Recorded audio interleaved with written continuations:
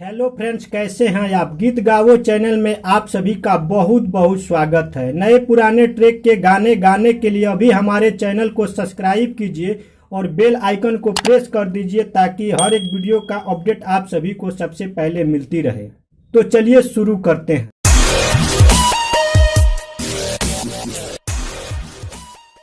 दोस्तों, आज मैं बहुत ही बेहतरीन देशभक्ति सॉन्ग लेकर आया हूं जिसको लड़के लड़कियां या सिंगर भाई लोग गा सकते हैं।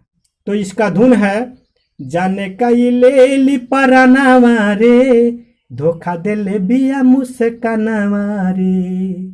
जाने का ये ले ली परानावा रे, धोखा दे ले बिया मुस्कानावा रे। तो चलिए इस सॉन्ग को कैसे गाना है सुनाते हैं गाकर। देशवा के आन बान शान हवे हो, तीन रंग तिरंगा निशान हवे हो।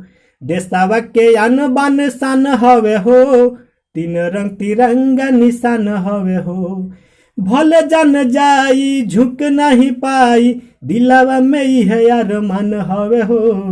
देशवा के आन बान शान हवे हो, तीन रंग तिरंगा निशान हवे हो।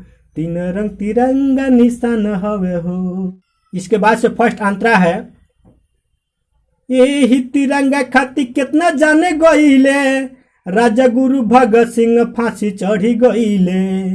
यही तिरंगा खातिर कितना जाने गईले, राजा गुरु भगत सिंह फांसी चढ़ी गईले। गांधी सुभाष जी महान हवे हो, तीन रंग तिरंगा निशान हवे हो। देशवा के आन बान शान हवे हो, तीन रंग तिरंगा निशान हवे हो। तीन रंग तिरंगा निशान हवे हो। इसके बाद से लास्ट कड़ी है, लास्ट अंतरा कैसे गाना है इसको।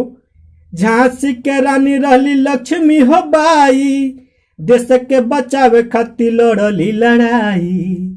झांसी के रानी रहली लक्ष्मी हो बाई, देश के बचावे खातिर लड़ली लड़ाई। अवध लाल के जाने कुर्बान हवे हो, तीन रंग तिरंगा निशान हवे हो। देशवा के आन बान शान हवे हो, तीन रंग तिरंगा निशान हवे हो।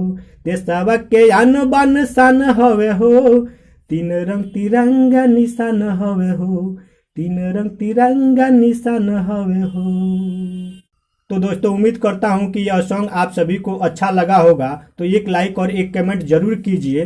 फिर मिलते हैं अगले वीडियो में एक नए गाने के साथ। तब तक के लिए आप सभी को बहुत बहुत धन्यवाद।